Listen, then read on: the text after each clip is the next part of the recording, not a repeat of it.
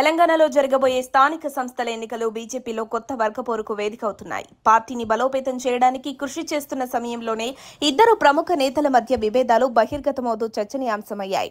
తెలంగాణలో ప్రధాన విపక్షంగా ఉన్న బీఆర్ఎస్ ను ఎదుర్కొనే ప్రయత్నాల్లో బీజేపీ చురుగ్గా అడుగులు వేస్తోంది. అయితే అంతర్గత విభేదాలు పార్టీలో శాంతిని భంగం చేస్తున్నాయి.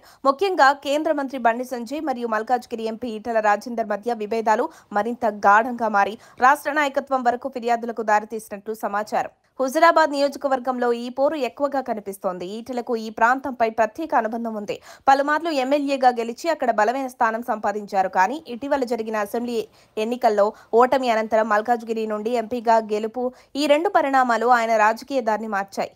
ఇక బండి సంజయ్ విజయంలో హుజురాబాద్ ఓట్లు కీలకమని భావించే ఈటెల తన అనుచరులకు సరైన ప్రాధాన్యం ఇవ్వలేదని గట్టిగా ఆగ్రహం వ్యక్తం చేస్తున్నారు. జిల్లా, మండల స్థాయి కమిటీలు నియామకాల్లో తన అనుచరులకు ప్రాతినిధ్యం ఇవ్వలేదని ఈటెల గట్టిగా విమర్శించారు.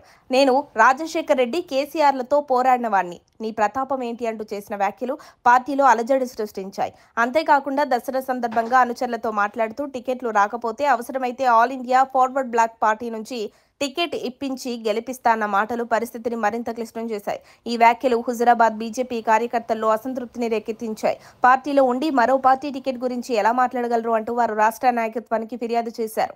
దీంతో కొత్త పాత నేతల మధ్య తేడాలు పెరుగుతున్నాయి. ఇక రాష్ట్ర నాయకత్వం ఈ సమస్యపై ఎలా స్పందిస్తుందో ఆసక్తికరంగా మారింది. స్థానిక ఎన్నికల కంటే ఎక్కువగా జిల్లాలో ఆధిపత్యం కోసం బండి, ఈటెల పోరు సాగుతున్నట్లు స్పష్టమవుతోంది.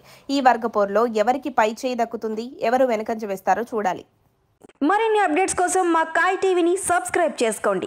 మా వీడియో కనుక మీకు నచ్చినట్లయితే లైక్ చేయండి, షేర్ చేయండి. మీ విలువైన అభిప్రాయాలను కామెంట్ బాక్స్లో తెలియజేయండి.